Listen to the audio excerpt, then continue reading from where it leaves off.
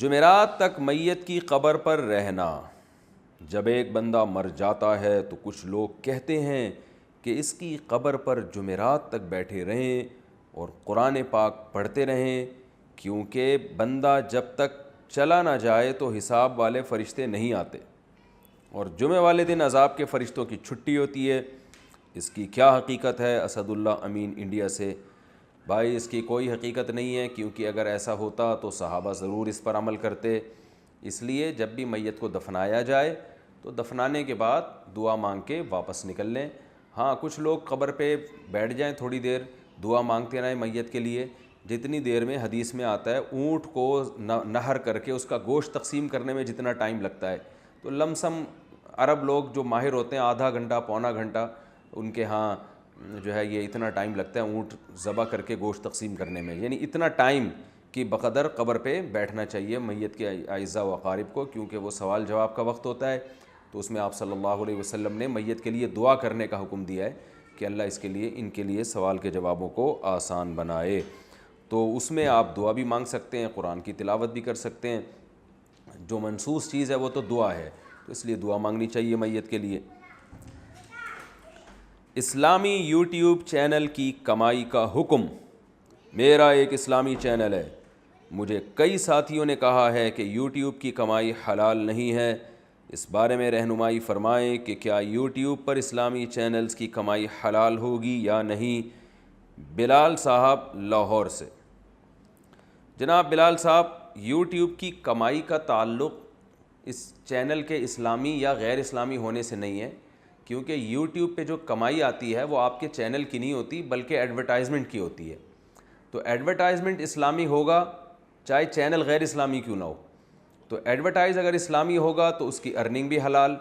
Advertise غیر اسلامی ہے تو ارننگ بھی حرام۔ ہاں یہ ایک الگ بات ہے کہ غیر اسلامی یوٹیوب بنانے کا گناہ ایک الگ سے ہوگا، گانے بجانے کا اور ایسی فحش چیزوں کے اگر آپ نے چینل بنایا تو قرآن مجید کی وعید ہے، ان الذین یحبون ان تشیع الفاحشۃ فی الذین آمنوا لہم عذاب علیم فی الدنیا والآخرہ۔ جو لوگ بے حیائی پھیلاتے ہیں مسلمانوں میں، ان کے لیے دنیا اور آخرت میں دردناک عذاب ہے۔ تو اس لیے فحش چیزوں کی ویب سائٹس بنانا یا یوٹیوب پہ فحش مواد ڈالنا یہ بالکل حرام ہے، ناجائز ہے۔ لیکن ارننگ کا تعلق آپ کے چینل سے نہیں ہے، ارننگ کا تعلق آپ کے ایڈورٹائز سے ہے کہ اس پہ ایڈورٹائز کون سے چلائے جا رہے ہیں۔ تو ایڈورٹائز جو ناجائز چلیں گے تو اس کی ارننگ بھی ناجائز، اور جائز ایڈورٹائز چلیں گے تو ارننگ بھی جائز۔ اب ناجائز ایڈورٹائز کسے کہتے ہیں اس کو خوب اچھی طرح سے سمجھیں۔ ناجائز ایڈورٹائز کہتے ہیں شراب کا ایڈورٹائز چل رہا ہے اس کے اوپر، یا کسی کوئی مووی آئی ہوئی ہے جو آج کل زیادہ تر ناجائز ہی ہوتی ہیں، جو جس میں فحش وہ چیزیں دکھائی جاتی ہیں، تو کسی مووی کی ایڈورٹائزمنٹ چل رہی ہے، اشتہار چل رہا ہے، یا سور کے گوشت کا کوئی چیز ہے جس کو پروموٹ کیا جا رہا ہے، یعنی وہ چیزیں جو اسلام میں جن کی خرید و فروخت حرام ہے، یا سودی بینک کا ایڈورٹائز آ رہا ہے، تو ایسے ایڈورٹائز کی ارننگ بالکل حرام ہوگی۔ ہاں بعض ایڈورٹائز ایسے ہوتے ہیں کہ ان میں جو پروڈکٹ ہے وہ پروڈکٹ تو جائز ہے، لیکن اس پروڈکٹ کو ایڈورٹائز کرنے کا طریقہ ناجائز ہے، تو اس طریقے کے ناجائز ہونے کی وجہ سے پوری ارننگ حرام نہیں ہو جائے گی۔ مثال کے طور پر آپ کے چینل پہ ایک ایڈورٹائز چل رہا ہے، ایڈورٹائز جائز چیز کا چل رہا ہے، وہ کوئی آئل ہے، سر پہ بال اگانے کا آئل ہے، یا شیمپو ہے، یا صابن کا اشتہار ہے، یا یہ کہ اشتہار چلایا جا رہا ہے کسی بھی اسکول کو پروموٹ کیا جا رہا ہے، کوئی بھی جو جائز اشتہار ہو جس کا کاروبار جائز ہے، لیکن اس میں درمیان میں لڑکیاں آ جاتی ہیں، تو پھر ہم یہ نہیں کہیں گے کہ یہ پورا ایڈورٹائز ہی ناجائز ہے، بلکہ اصل جو ایڈورٹائزمنٹ کا جو اصل مقصد ہوتا ہے وہ اس پروڈکٹ کو پروموٹ کرنا ہوتا ہے، اس میں لڑکیوں کا جو داخلہ ہے وہ اصل بیسک مقصد نہیں ہوتا۔ تو شریعت کا اصول یہ ہے کہ ہر چیز کو اس کی ویلیو اتنی دی جائے گی جتنی ہے، تو اس میں یہ کہا جائے گا کہ ہے یہ ایڈورٹائز حلال، مگر اس کو ناجائز طریقے سے پیش کیا جا رہا ہے۔ اس کی میں آپ کو ایک مثال دیتا ہوں۔ آج کل لوگوں نے دکانوں پہ لڑکیاں بٹھائی ہوئی ہوتی ہیں لوگوں کو اٹریکٹ کرنے کے لیے، موبائل کی شاپ پہ لڑکیاں بٹھائی ہوئی ہوتی ہیں، ان کی ڈریسنگ بھی غیر شرعی ہوتی ہے، تو وہ موبائل بیچ رہی ہوتی ہیں۔ جو ٹھرکی قسم کے لڑکے ہوتے ہیں، معذرت کے ساتھ جو ٹھرکی لوگ میرا بیان سن رہے ہیں میں اس سے پیش کی معذرت چاہتا ہوں، ٹھرکی قسم کے لڑکے کیا کرتے ہیں،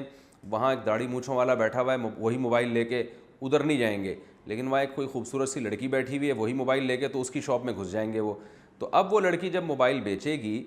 تو اس موبائل سے جو ارننگ ہوگی، تو جو دکان کا مالک ہے اور جس نے اس لڑکی کو بطور ملازمت کے بٹھایا ہوا ہے، تو اس کی ارننگ کو حرام نہیں کہا جائے گا. ہاں یہ کہا جائے گا کہ اس کے لیے اس دکان پہ لڑکی کو بٹھانا بہرحال ناجائز تھا، کہ کیونکہ لوگوں کو اپنی طرف مائل کرنے کا یہ غلط طریقہ استعمال کر رہا ہے. لیکن ارننگ کو حرام نہیں کہا جائے گا، اس لیے کہ ارننگ اس لڑکی کی نہیں ہے، ارننگ اس موبائل کی ہے. اس نے جو پیسے لیے ہیں اپنے موبائل کو بیچنے کے لیے ہیں. تو یہاں یوٹیوب پہ بھی ایسا ہی ہے کہ جو خاتون ایڈورٹائز میں آ رہی ہیں، اگر وہ کسی چیز جس چیز کو پروموٹ کر رہی ہیں وہ پروڈکٹ بذات خود جائز ہے، تو یوٹیوب سے حاصل ہونے والی ارننگ بھی جائز ہوگی. البتہ اس خاتون کا آنا وہ ناجائز عمل ہے. اب وہ اگر آپ اس کو لے کر آ رہے ہیں اپنے چینل پہ تو آپ کو گناہ ملے گا کہ آپ خاتون کو کیوں لے کر آئے. اور اگر آپ نہیں لا رہے، آپ کا اس میں اختیار نہیں ہے، بلکہ آپ نے گوگل سے ایک ایگریمنٹ کیا ہے کہ آپ کو ہم جائز چیزوں کا اشتہار چلانے کی اجازت دے رہے ہیں، اس میں گوگل لڑکیوں کو لے آتا ہے تو یہ گوگل گنہگار ہوگا. لیکن آپ کو جہاں بھی موقع ملے آپ پر لازم ہے کہ آپ اس کے خلاف آواز اٹھائیں، کیونکہ برائی کو جس قدر روکنا ممکن ہو روکنا چاہیے. تو بعض دفعہ بڑے فحش قسم کے اشتہارات آ رہے ہوتے ہیں، بکنی پہنی ہوئی لڑکیاں یوٹیوب کے چینل پہ آ رہی ہوتی ہیں، تو یہ جائز نہیں ہے، بالکل ناجائز ہے. لیکن ارننگ کے حلال و حرام ہونے کا اس سے تعلق نہیں ہے، کیونکہ ایڈورٹائزمنٹ جس چیز کی مقصد ہے وہ لڑکی کی نہیں ہے، بلکہ اس پروڈکٹ کی ہے جس پروڈکٹ کی طرف مائل کرنے کے لیے لڑکیوں کو دکھایا جا رہا ہے. تو وہ ایڈورٹائزمنٹ اصل میں اس پروڈکٹ کی ہے. پھر بھی ہم کہتے ہیں کہ یوٹیوب پہ جب آپ ایڈورٹائز یعنی یوٹیوب کے چینل کو جب آپ مونیٹائز کریں تو اس پہ ایڈ جب چلتے ہیں تو اس ایڈ میں، کیونکہ لڑکیاں بہرحال آتی ہیں بہت سے چینلوں پہ اور بہت سے اشتہاروں میں، تو اس لیے ہم پھر بھی لوگوں کو یہ مشورہ دیتے ہیں کہ جو عام چینل ہیں جن پہ فحش اشتہار کا یعنی عنصر زیادہ ہے، تو وہ اپنی ارننگ کے کم از کم 10% صدقہ کریں، تاکہ اس میں حرام کی جو آمیزش ہوئی ہے لڑکیوں کی وجہ سے، بہرحال ایک تقویٰ کے بہرحال خلاف ہے، تو وہ 10% آپ صدقہ کریں تاکہ آپ کا مال بالکل پاک صاف ہو جائے، بے غبار ہو جائے. اور جو اسلامی چینل ہیں ان میں اس طرح کے اشتہار چونکہ کم آتے ہیں، اس کی ایک بڑی وجہ یہ ہے کہ جو اسلامی چینلوں کو دیکھنے والے لوگ ہیں ان کی ہسٹری اتنی گندی خراب نہیں ہوتی. تو یوٹیوب پہ جو ایڈ آتے ہیں وہ آپ کے لیپ ٹاپ کی اور آپ کے کمپیوٹر کی ہسٹری کو دیکھ کے بھی آتے ہیں، تو ان کی ہسٹری میں فحش ایڈ کا عنصر کم ہوتا ہے. تو ان کو ہم مشورہ دیتے ہیں کہ کم از کم 5% آپ اپنی ارننگ کا صدقہ کر دیں، تاکہ اس میں جو یہ خرافات شامل ہوئی ہیں تو یہ ارننگ آپ کی ان خرافات کی وجہ سے پاک ہو جائے. باقی یہ ہے کہ